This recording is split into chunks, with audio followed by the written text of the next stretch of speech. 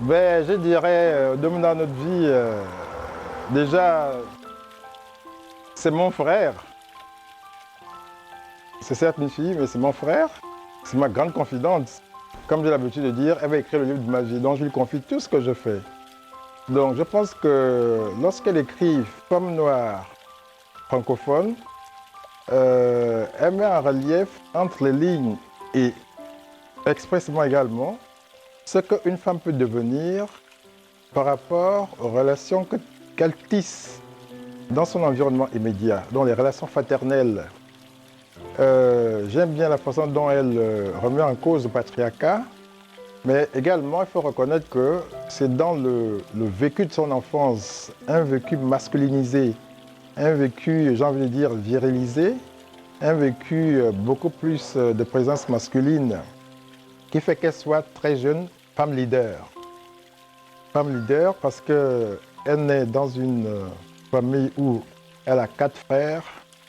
Elle n'a pas immédiatement une compagnie féminine pour échanger. Donc, elle n'a que des sujets quasiment masculins, un environnement masculin, un environnement de conquête. Donc, ce qui fait qu'elle développe cette attitude de façon naturelle et en définitive, elle devient, j'ai envie de dire, le résumé féminin de ce que signifient les 4 frères.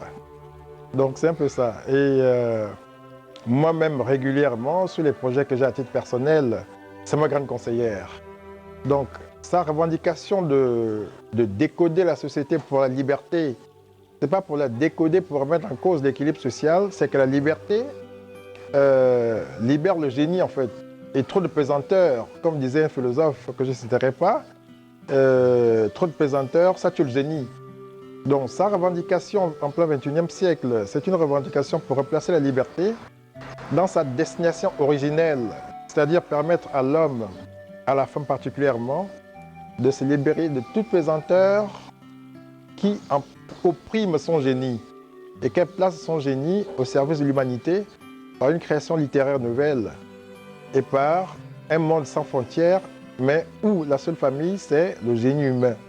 Donc la culture de l'humanité sans frontières. C'est ça un peu l'esprit, j'ai envie de dire, toute la problématique qui façonne sa pensée d'enfance et sa pensée actuelle. Voilà. Comment mieux valoriser les relations masculines pour les replacer dans une perspective nouvelle, dans la libération, entre griffes, du génie féminin pour mieux servir l'humanité dans son ensemble. Voilà ce que je peux dire. Et comme je vous l'ai dit, c'est ma grande conseillère. Je suis dans le même projet qu'elle. Et c'est elle qui me booste, qui me rappelle qu'attention, le temps passe. Donc, c'est pour ça que je vous ai dit au début, c'est mon frère. Mais c'est ma très chère petite sœur également. Voilà.